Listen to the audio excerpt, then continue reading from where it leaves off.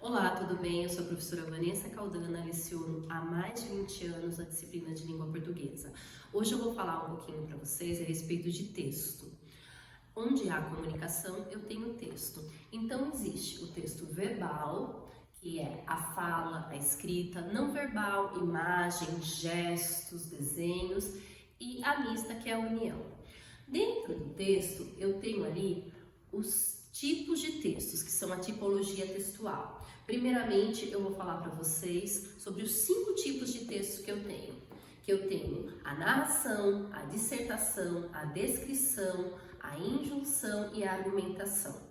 Hoje eu vou falar para vocês também, especificamente, sobre a narração. Narrar é contar história. Dentro dos tipos textuais, eu tenho os gêneros textuais. E dentro da narração, eu tenho conto, eu tenho ali o romance, eu tenho novela, entre outros tipos de texto. Primeiramente, para narrar, eu tenho que ter algumas características. Eu tenho que ter o tempo. O que é o tempo? É quando eu falo do presente, eu falo do passado, eu falo do futuro. Dentro do tempo, eu tenho uma linguagem que pode ser linear ou não linear.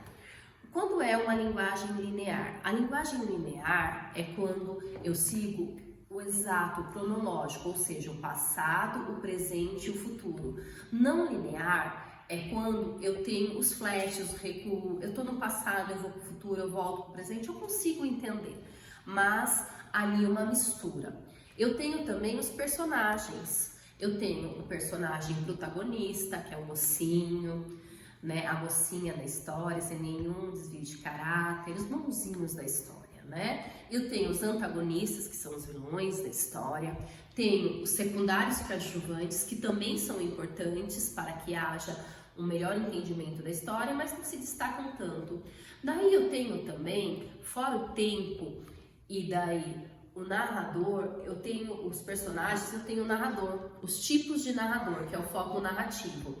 O foco narrativo, ele pode ser o narrador personagem em primeira pessoa, ou seja, ele só sabe da história no momento que ele vai vivenciando, porque ele participa da história. Eu tenho o narrador observador, que ele sabe do começo, meio e fim da história e não participa da história.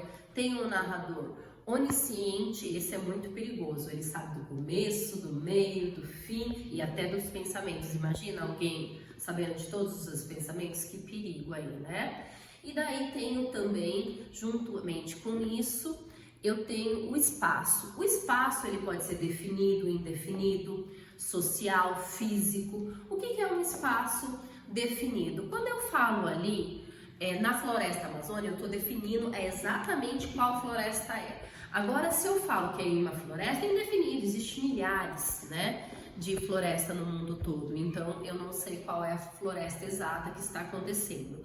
Quando eu falo de espaço físico, é quando eu descrevo exatamente, vamos supor, uma sala de aula, com 30 cadeiras, 30 carteiras, um quadro branco, né, ventiladores, tudo isso eu estou descrevendo espaço físico. Se eu falo social, só uma escola, há milhares de escolas e cada uma com sua característica específica. Então, aí, para ser uma narração, eu tenho que ter um enredo, que pode ser linear ou não linear. Eu tenho que ter aí o tempo da história. Também dentro do tempo que eu falei para vocês, sobre ali o passado, o presente, o futuro, cronológico, não cronológico, eu também tenho o tempo psicológico também. Quando não é cronológico, eu posso tratar o tempo como psicológico. Se eu estou fazendo algo que realmente eu gosto muito, o tempo passa muito rápido e eu não percebo. Se eu estou fazendo algo que eu não gosto, o tempo é totalmente assim lento, devagar, sendo que o tempo cronológico vai ser o mesmo, só que tudo depende do meu sentimento e das minhas emoções.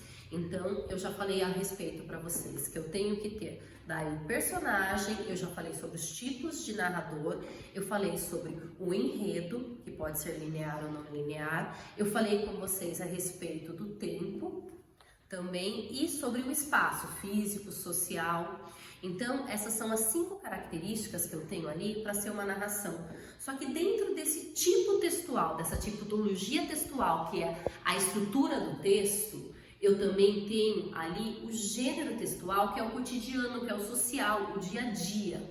E o que acontece ali no gênero textual? Dentro da narração, eu posso ter ali um conto, que ele pode ser fictício, eu tenho lá uma crônica que fala sobre o cotidiano, eu tenho ali uma piada, que eu tenho a quebra de expectativa, a ruptura de cenas, eu tenho lá um romance, que é uma história mais longa, entre outras características, né? Então, tudo isso é muito importante para que vocês entendam que eu tenho o texto, eu tenho ali dentro do texto, eu tenho a tipologia textual e o gênero textual, que é a base, é a estrutura de tudo isso para eu conseguir escrever e saber não só a classificação, mas como decorrer dessa história, que é o famoso começo, meio e fim, né? Ou seja, numa narração eu tenho ali a introdução, que eu apresento os personagens, apresento o assunto, eu tenho ali o meio, que é conhecido como meio, que é o desenvolvimento, que eu tenho o conflito,